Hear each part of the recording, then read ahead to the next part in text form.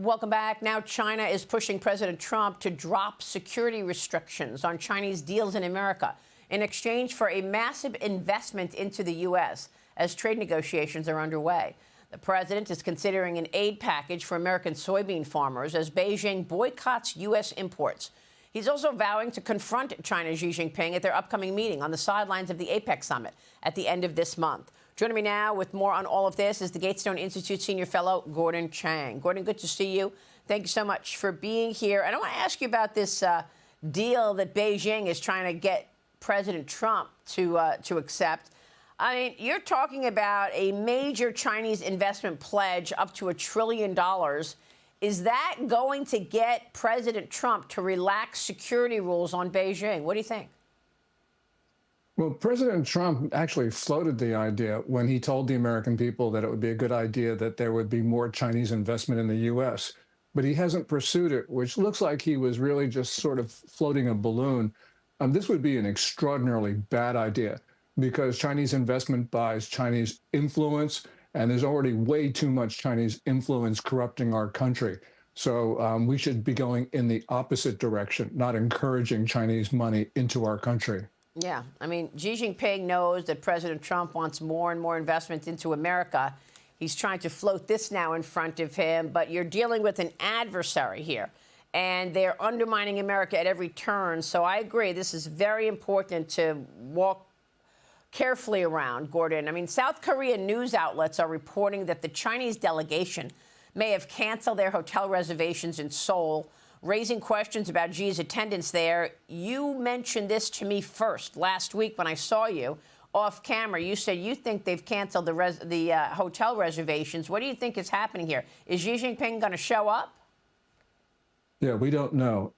David Perdue, our ambassador to Beijing on September 23, publicly said in Beijing that it was unlikely that Presidents Trump and Xi Jinping would meet this year. That was 4 days, Maria, after Trump, on his Truth Social posting, said that he would meet Xi Jinping on the sidelines of the APEC summit. This is extraordinary.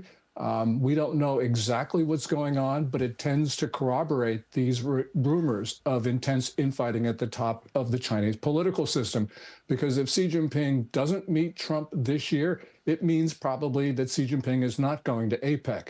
If he's not going to APEC, it could mean that he's not permitted to leave China, or he does not want to leave China for fear of not being able to get back in.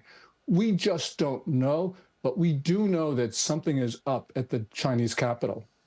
And, you know, when I got back from Davos, I reported that I was hearing that Xi Jinping is much weaker than anybody knew, and that they had taken the military oversight away from him, Gordon. If he's being told he can't leave Beijing, then it's even worse than I thought.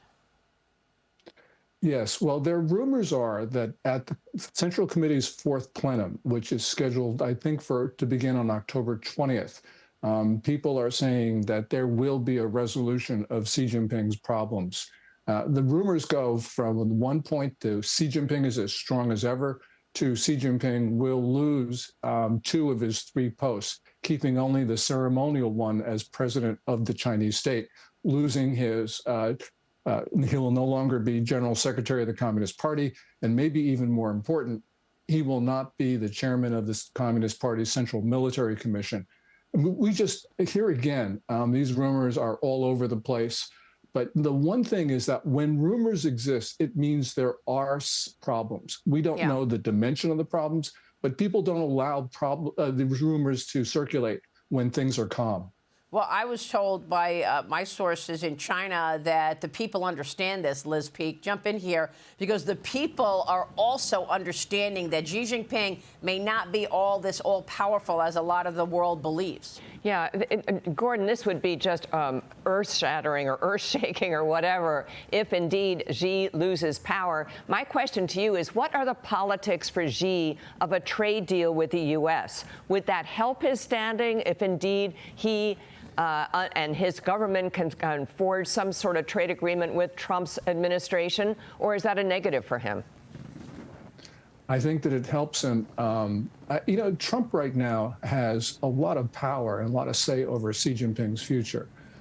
So, for instance, if Trump were to meet Xi Jinping, it would bolster Xi's position in his fight in the Communist Party. If he doesn't meet Trump, it doesn't meet Xi, then clearly there is going to be a problem for Xi. So a lot of the future of this depends upon the guy who sits in the Oval Office. Wow, so interesting. Meanwhile, the Wall Street Journal is reporting that China is secretly paying Iran for oil and avoids U.S. sanctions. And it's able to continue to avoid sanctions. It says this is happening through a hidden funding channel involving a massive Chinese state-owned insurance company and another Chinese financial entity, so secret that its name could not be found on any public list of Chinese banks or financial firms.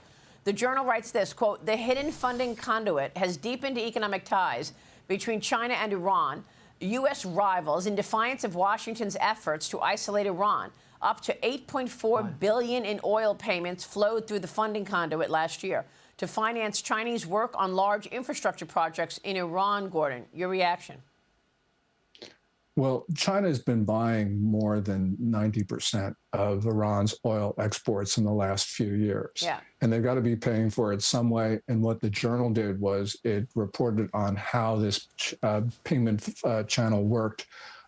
Clearly, the United States needs to do something. This has been going on for quite some time. We've been not imposing costs on China for this. And the reason why this is even more important is because China's been buying Russian oil as well. Right. And so we need to impose sanctions because, there's no money for Russia. There's no war. The reason why this war continues is because the United States does not impose those costs on China for funding both the Iranian and Russian regimes. Yeah, and this is why I've been railing on the fact that the Europeans are still buying Russian oil. Stop buying Russian oil already. This is what's funding his war in Ukraine.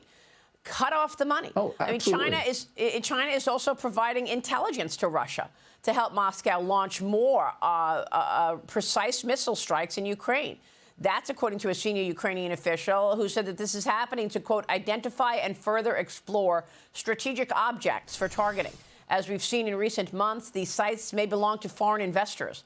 In April, Ukrainian President Zelensky said that Beijing was also supplying weapons and gunpowder to the Kremlin and suggested that China could be producing weapons in Russian territory. So, Gordon, you've got China aligning with Iran and aligning with Russia, not just for its own oil and gas, but to strengthen the adversarial moves against America, no doubt.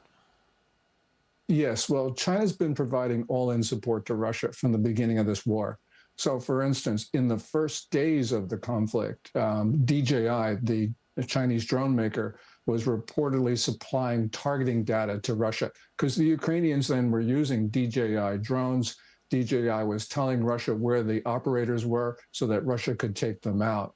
Now, DJI has denied those reports, but they are undoubtedly true. And now we're seeing that the Chinese military directly is providing satellite data for targeting purposes. But China's been supplying weapons from the get-go. And clearly right now, they've been doing so because the Biden administration, although it complained about China providing lethal assistance and said that was a red line, Biden never did anything about it. So, yeah, of course, the Chinese are going to continue this direct support. And by the way, Maria, there are reports there are Chinese soldiers, both mercenaries and People's Liberation Army soldiers in Ukraine. And again, we haven't done anything about that. Yeah. Well, not only did Joe Biden not do anything about China, he actually assisted them. He canceled the China initiative. Let's not forget that. Right. And so, it took President Trump to get back into office to actually make serious change against these adversaries as he put America's national security front and center. You've got Chinese technology giant and retailer Alibaba's CEO recently presenting his roadmap to artificial superintelligence. He spoke to investors as this AI race between Beijing and Washington heats up. China is pouring massive amounts of money into high-end chip development 1 month after NVIDIA CEO Jensen Huang warned that Beijing is, quote, nanoseconds behind the U.S. semiconductors.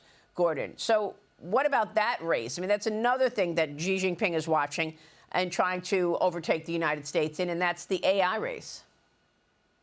Well, we're a lot farther ahead than Jensen Huang says. I think that his assessment was an exaggeration.